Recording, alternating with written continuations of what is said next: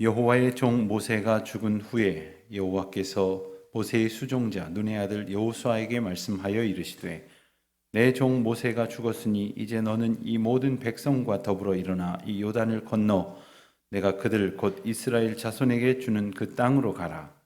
내가 모세에게 말한 바와 같이 너희 발바닥으로 밟는 곳은 모두 내가 너희에게 주었노니 곧 광야와 이 레바논에서부터 큰 강 곧 유브라데 강까지 헷 족속의 온 땅과 또 해 지는 쪽 대해까지 너희의 영토가 되리라. 내 평생에 너를 능히 대적할 자가 없으리니 내가 모세와 함께 있었던 것 같이 너와 함께 있을 것임이니라. 내가 너를 떠나지 아니하며 버리지 아니하리니 강하고 담대하라. 너는 내가 그들의 조상에게 맹세하여 그들에게 주리라 한 땅을 이 백성에게 차지하게 하리라. 오직 강하고 극히 담대하여 나의 종 모세가 내게 명령한 그 율법을 다 지켜 행하고 우로나 좌로나 치우치지 말라. 그리하면 어디로 가든지 형통하리니 이 율법책을 내 입에서 떠나지 말게 하며 주야로 그것을 묵상하여 그 안에 기록된 대로 다 지켜 행하라. 그리하면 내 길이 평탄하게 될 것이며 내가 형통하리라. 내가 내게 명령한 것이 아니냐. 강하고 담대하라. 두려워하지 말며 놀라지 말라. 내가 어디로 가든지 네 하나님 여호와가 너와 함께 하느니라 하시니라. 아멘. 우리가 구약 성경을 이렇게 큰 단위로 분류를 할 때 창세기부터 5권의 책을 모세오경이라고도 부르고 율법서라고도 그렇게 부릅니다. 그리고 이어지는 여호수아서부터 에스라, 느헤미야, 에스더까지 12권의 책을 역사서라고 이렇게 부릅니다. 그래서 오늘 우리가 읽은 이 본문 말씀은 율법서가 끝나고 역사서가 시작하는 첫 부분, 여호수아의 첫머리가 되면서 또 역사서의 시작이 되는 아주 중요한 부분이 됩니다. 율법서가 끝나고 역사서가 시작됐다 하는 그러한 의미 말고도 대단히 중요한 의미가 오늘 본문에 담겨져 있습니다. 그것은 바로 지금까지 이스라엘을 이끌었던 지도자가, 백성들의 지도자가 바뀌었다는 것입니다. 출애굽할 때부터 40여 년 동안 이스라엘 백성들을 이끌었던 모세가 죽고 이제 여호수아가 새로운 지도자로 등장을 했습니다. 아주 크고 대단히 중요한 변화가 아닐 수 없습니다. 사실 이스라엘 역사 가운데에서 모세라는 인물이 얼마나 대단한 사람입니까? 이스라엘의 위대한 인물들을 꼽으라면 아마 몇 손가락 안에 꼭 꼽히는 인물이 바로 모세입니다. 그런데 그런 모세의 뒤를 이어서 이스라엘 백성들을 이끌게 되었다. 생각만 해도 무거운 책임이 그 어깨에 걸머쥐어진 것을 우리는 잘 알 수 있습니다. 당시 상황은 또 어땠을까요? 하나님께서 모세를 통해서 이스라엘 백성들을 40년 동안 광야에서 훈련시켜 주셨습니다. 그렇지만 요단강을 건너서 가나안 땅에 들어가야 할 큰 과제가 지금 눈앞에 남겨져 있습니다. 지금 여호수아는 백성들이 이끌고 가나안 땅으로 들어가야 합니다. 그런데 그냥 걸어 들어가면 될 일이 아니라 앞에는 요단강이 가로막혀 있고 또한 그 가운데에 건너가자마자 펼쳐져 있는 그 많은 그 전쟁들을 이미 경험했고 또한 앞으로도 경험하게 되는 것 아닙니까? 그런 상황 속에서 그 땅을 이미 차지하고 있었던 크고 작은 많은 나라들과 싸워야 하는 전쟁을 이끌어야 하는 여호수아의 심정은 과연 어땠을까요? 또 그렇게 지도자가 바뀌는 과정을 보고 있었던 백성들의 심정은 또 어땠을까요? 백성들은 한편으로 생각하기를 하나님께서 모세라고 하는 출중한 지도자를 데려가시고 세우셨으니 여호수아 또한 못지않게 훨씬 더 훌륭한 지도자일 것이라고 생각했습니다. 사실 이스라엘 백성들이 기억하는 여호수아의 등장부터가 남달랐습니다. 우리가 잘 아는 것처럼 출애굽기 17장에 보면 이스라엘 백성들이 이제 애굽을 떠나오고 나서 얼마 되지 않아서 이제 광야길을 지날 때에 르비딤 골짜기라고 하는 곳에서 아말렉 군대와 맞닥뜨리게 됩니다. 당시에 제일 강한 군대 가운데 하나였던 이 아말렉 군대를 맞서 싸울 방법은 사실 마땅치 않았습니다. 그들에게는 무기도 변변치 않았고 훈련된 군사도 없었습니다. 그러나 하나님께서 일러주신 방법대로 모세가 그 르비딤 골짜기를 내려다 보이는 산 위에서 손을 들고 기도할 때에 이스라엘 군대가 승기를 잡고 마침내 그 전쟁에서 혁혁한 승리의 전과를 이루게 되었던 그 야전 사령관이 바로 여호수아였습니다. 기도하던 모세도 그리고 곁에서 돕던 아론과 훌도 말할 것도 없이 대단하고 중요한 인물이지만 오직 그들의 기도와 하나님만을 순전한 마음으로 바라보며 전선에 앞장선 여호수아야말로 소중한 믿음의 사람임이 틀림없습니다. 새로운 지도자 여호수아에게 맡겨진 사명은 무엇이었을까요? 그것은 한마디로 말하면 모세에게 맡겨진 사명 가운데에 아직 이루어지지 않은 남겨진 것들이다, 이렇게 말할 수 있습니다. 지도자가 바뀌었다고 전혀 새로운 사명이 부여된 것은 아니었습니다. 무엇보다도 궁극적으로 이스라엘 백성들을 이끄시고 다스리시는 그 하나님의 통치에는 아무런 변화가 없었습니다. 다만 리더로 세워진 하나님의 도구된 사람이 바뀌었을 뿐이죠. 또 다른 한편으로 생각을 해보면 이스라엘 백성들이 여호수아를 오히려 근심하고 염려하고 걱정했을 것 같다 하는 생각도 해봅니다. 왜냐하면 그 여호수아가 모세의 시종이었거든요. 모세의 부하 가운데 하나였기 때문에 모세는 위대하게 생각이 들고 그 종의 하나였던 여호수아는 조금 부족하겠다고 생각을 해서 걱정했을지도 모르겠습니다. 오늘 우리가 읽은 1절 말씀만 봐도 그런 느낌을 우리가 가질 수 있을 것 같습니다. 여호와의 종 모세가 죽은 후에 여호와께서 모세의 수종자 눈의 아들 여호수아에게 말씀하여 이르시되, 자, 모세는 여호와의 종이다 이렇게 묘사가 되어 있는데 여호수아는 모세의 수종자 눈의 아들 여호수아다 이렇게 설명이 되어져 있습니다. 위대한 지도자 모세가 죽은 것도 참 슬프고 안타까운 마음일진데 이 말씀에서 보는 것처럼 단지 모세의 종이라고 생각한다면 그것은 염려거리 혹은 불안한 이유가 되었을지도 모릅니다. 하지만 우리가 이 대목에서 꼭 기억해야 할 것이 있습니다.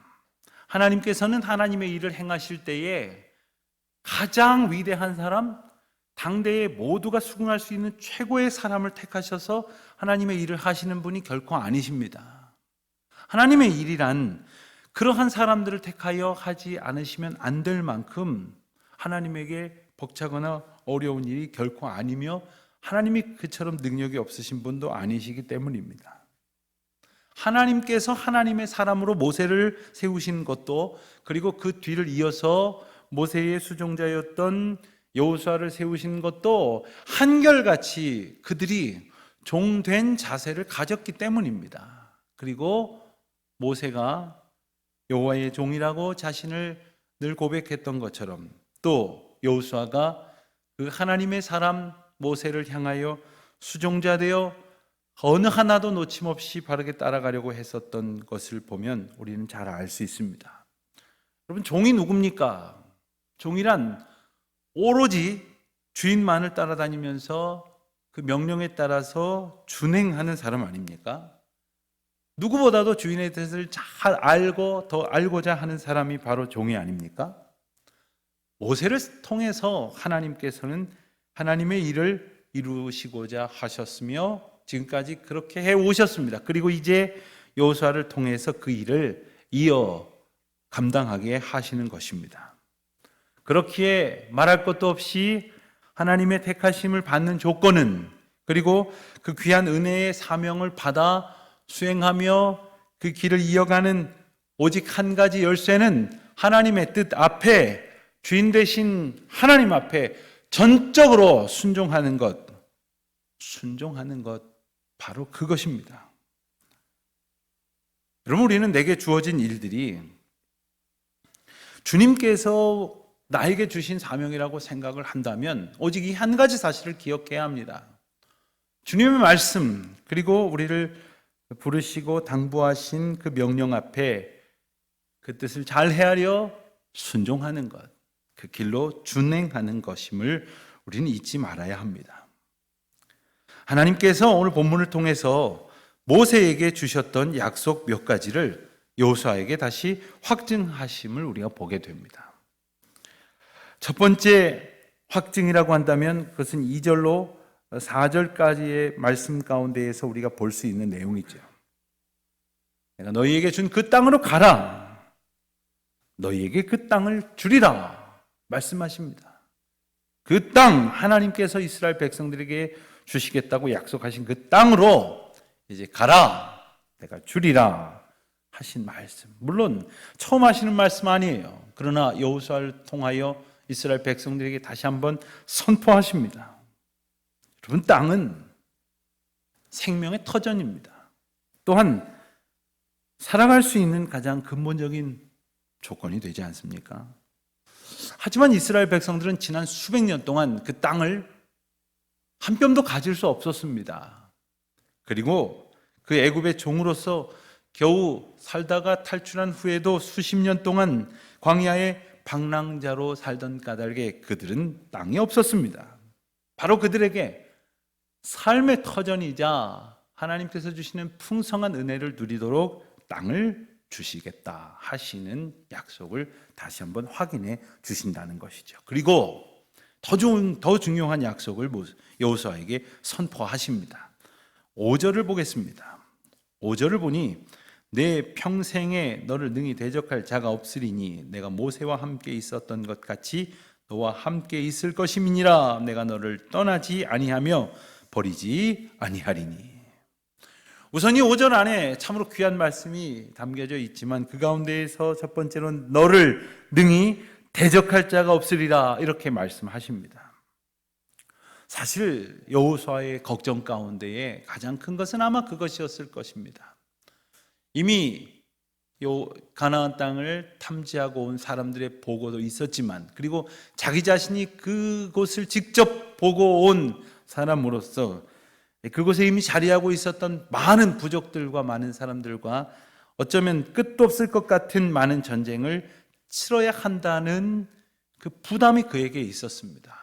그리고 이스라엘 백성들을 이끌어야 한다는, 저 수많은 사람들을 책임져야 한다는 그러한 부담이 그에게 있었습니다.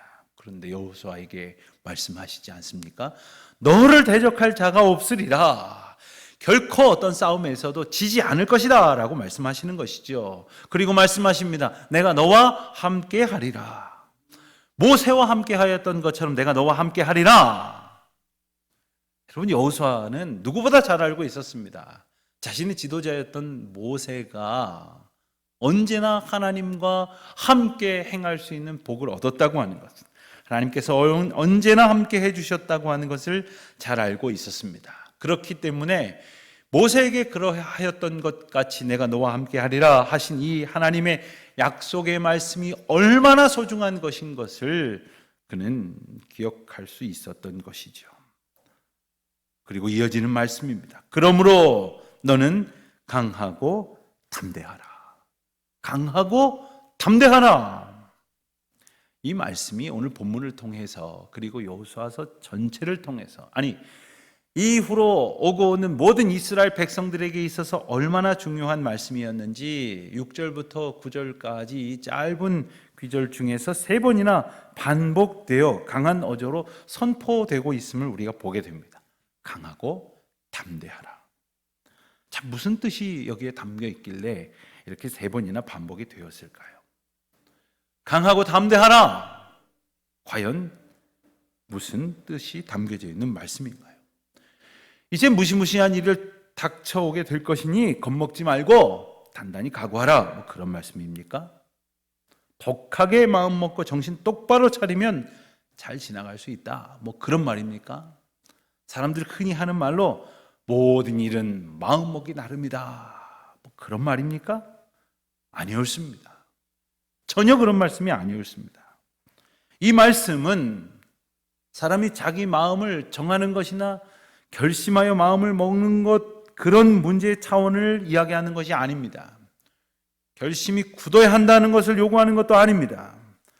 강하고 담대하라 하신 이 말씀이 어디로부터 와서 어디를 향하고 있는지를 우리가 주목해야 할 것입니다. 강하고 담대하라 하신 이 말씀은 다름 아닌 하나님이 내가 너와 함께하리라, 너는 결코 지지 않으리라 하신 말씀에 이어진다고 하는 것을 우리는 기억해야 합니다. 그러므로 라고 전제하셨던 하나님의 약속과의 연관성을 우리는 기억을 해야 합니다. 그 명령하신 하나님의 율법과 계시의 말씀에 대한 우리의 반응이 이러해야 한다는 말씀을 일러주시는 거예요. 하나님의 약속을 받은 사람이 가져야 할 삶의 태도가 바로 이것입니다. 그럼에도 불구하고 강하고 담대하라 하는 이 말씀이 너무나 소중하지만 이 말씀을 과연 어떻게 우리가 붙들 때 정말 강해질 수 있는 것인지 담대해질 수 있는 것인지 간단하지만은 않은 것을 우리는 또한 압니다. 이 강하고 담대하라라는 표현에 사용된 두 개의 히브리어 원어 단어가 있습니다. 그 뜻을 좀 더 살펴보기를 원합니다. 먼저 강하고 할 때 강하라 하는 뜻은 강하다라는 말씀의 명령어입니다. 원어로는 하자크라고 하는 단어가 사용이 됐는데 그 뜻은 빠르고 강력하게 움켜쥔다, 이런 뜻을 담고 있어요. 빠르고 강력하게 움켜쥔다. 무슨 뜻일까요? 하나님의 말씀을 들은 사람, 그 약속과 하나님 말씀 앞에 가져야 할 태도가 이와 같아야 한다는 뜻입니다. 자, 말씀이 내게 들려집니다. 말씀이 나에게 선포됩니다. 그 말씀이 나에게 힘과 위로로 주어집니다.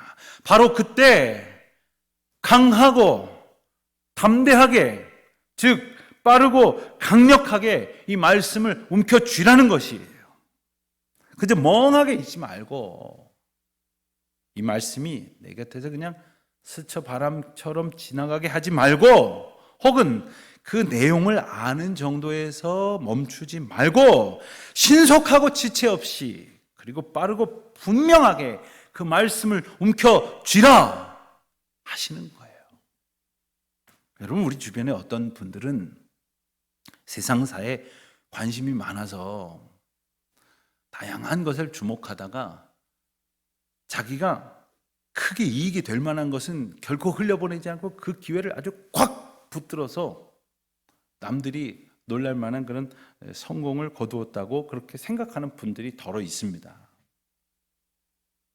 누구나 다 들을 수 있는 뉴스 중에서, 또한 정보 중에서 흘러 지나가는 많은 소식들 중에서 어떤 분들은 놀랍게도 그것을 콱 움켜쥐는 거예요. 저기 새로운 무슨 건물이 들어서는데 저게 유망하니까 저기서 한 칸 분양하는 그 정보를 들었을 때 콱 움켜쥐는 사람이 있어요. 또 남들은 다 보고 지나가는데 현수막에 박앤세일 이렇게 걸어놓은 것을 또 그걸 놓치지 않고 그 소식을 꼭 움켜쥐고 가서 그래도 유용한 물건 하나 구해오는 그런 분들이 혹 있습니까? 여러분, 우리가 살아가는 그 많은 세상의 이야기 중에서 과연 우리는 어떤 것을 더 이렇게 강력하게 그리고 빠르게 붙들려고 하고 있습니까? 과연 우리는 하나님 앞에서는 어떤 태도를 가지고 있습니까? 말씀을 붙든다고 하는 것은 주님이 우리에게 주신 그 약속을 붙드는 것과도 같습니다. 그러므로 이 약속을 결코 놓치지 말아야 합니다. 신속하고 강하게 붙들어야 합니다. 그런데 사실 여기에 놀라운 비밀이 있습니다. 미리 말하자면 내가 말씀을 붙드는 것 같지만 사실 말씀이 우리를 붙들어 주시는 거예요. 그 말씀 앞에 붙들림 바 되기를 소원하는 것입니다. 언제나 말씀으로 강하게 붙들림 바 되어지는 은혜, 그 감격을 누리는 저 여러분이 되시기를 바랍니다. 구약 성경에 보면 이 하자크라고 하는 이 단어가 사용된 전혀 다른 예가 또 있습니다. 우리가 읽어온 말씀 가운데에 모세가 이스라엘 백성들을 애굽으로부터 이끌어내려고 할 때에 바로 왕에게 가서 하나님의 명령을 선포합니다. 내 백성을 이끌어내라. 내 백성을 놓아서 가게 하라. 이렇게 요구하게 되었을 때에 바로의 마음이 강팍해졌다고 성경은 기록하고 있습니다. 바로 그때 사용된 단어가 이 하자크입니다. 무슨 뜻입니까? 완악하고 멸망할 죄인은 하나님을 대적하고 불순종하는 태도와 생각, 그것을 강하게 붙들고 있더라는 거예요.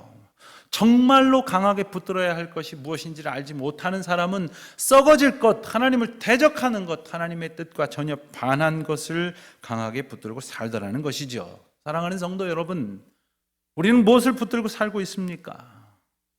때로 아무리 힘들고 어렵고 또한 불안하고 두려워도, 어떤 일이 펼쳐질까가 근심스러워도 결코 우리에게 주시는 구원의 은혜와 축복의 약속을 놓치지 아니하고 포기하지 말고 끝까지 붙들고 그 말씀에 붙들린 바 되어 살아가는, 그래서 어떤 상황 속에서도 넘어지지 않는 강력한 은혜를 경험하는 저와 여러분이 되시기를 바랍니다.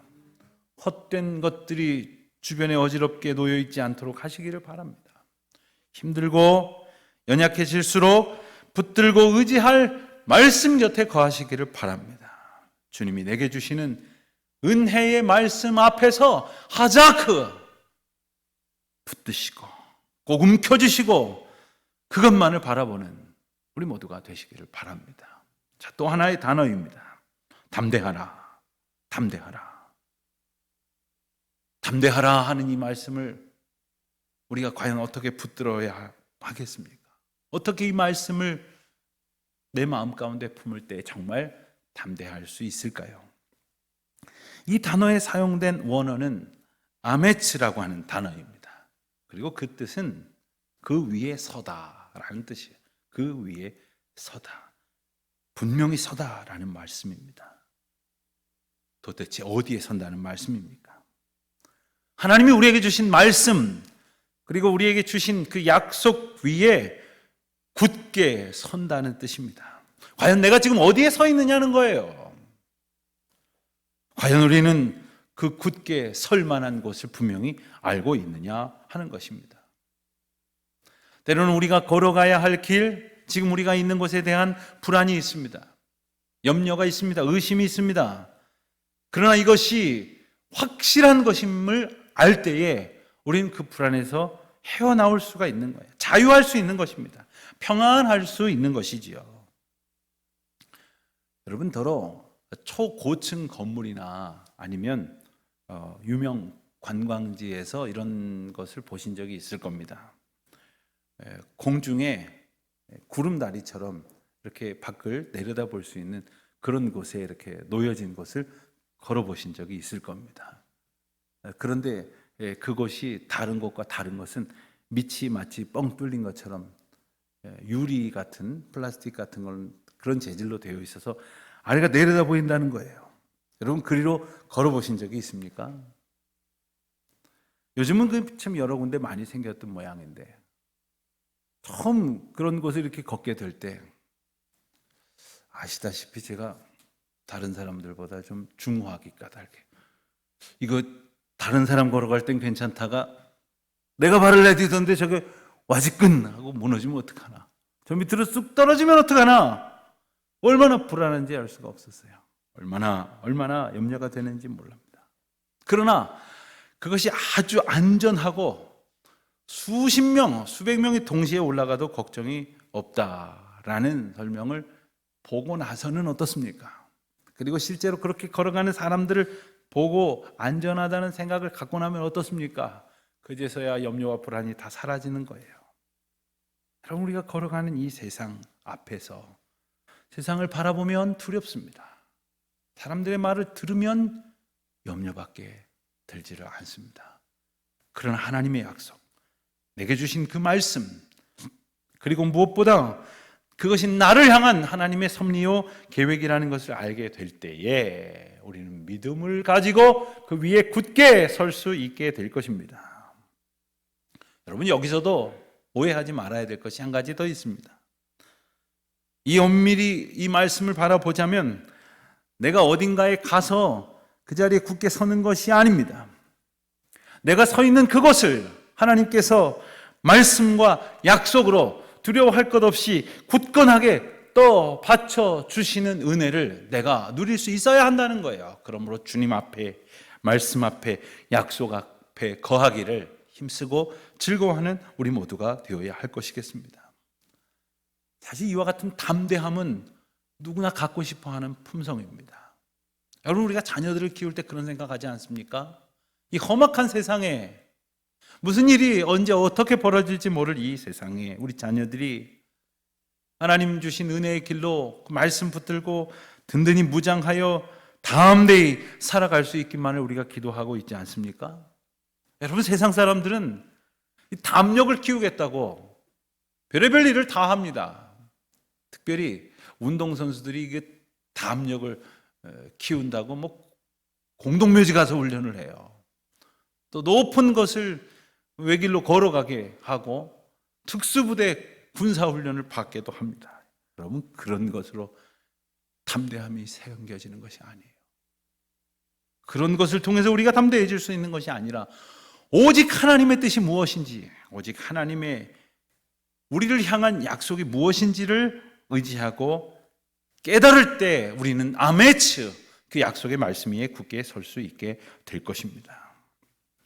여러분, 우리가 개인적으로나 가정적으로나 혹은 교회적으로나 크고 작은 공동체에서 어떤 일을 계획할 때가 있습니다. 소원하고 준비하는데 준비하면 준비할수록 어렵게 느껴지고 오히려 또 고민이 되고 회의가 느껴지고 불안과 염려가 커져갈 때가 있습니다.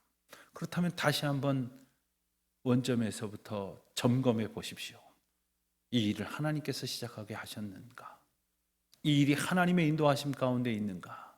그렇지 않다면 어디서부터 잘못됐는가? 그곳으로 돌아가 하나님의 말씀으로부터 이제 새로워져서 하나님의 능력 앞에 온전한 마음으로 아메츠 할 수 있도록 그 앞에 겸손히 기도하며 설 수 있는 우리 모두가 되시기를 바랍니다. 하나님께서 모세에게 그렇게 하신 것처럼 여호수아에게 말씀을 주십니다.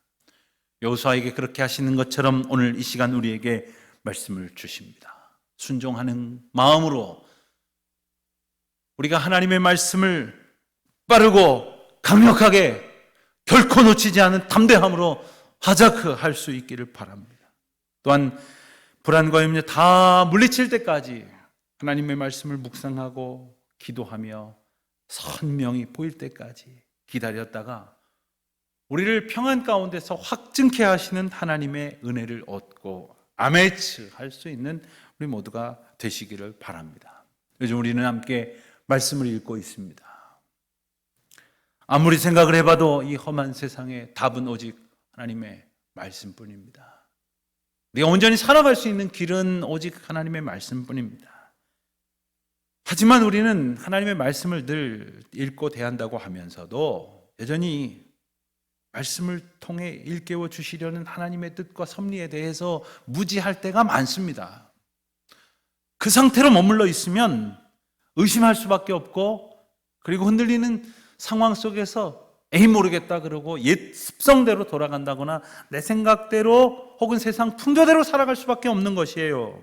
그렇기에 어려운 시대일수록, 불안하고 염려가 많은 때일수록 더욱 말씀과 약속 가까이에 거하는 우리 모두가 되시기를 바랍니다.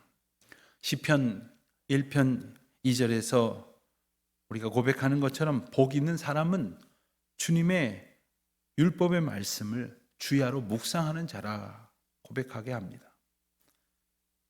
하나님의 말씀을 날마다 묵상하고 또 귀 기울일 때에 주님께서 모든 것을 온전케 하시고 형통케 하시는 복을 우리에게 주십니다.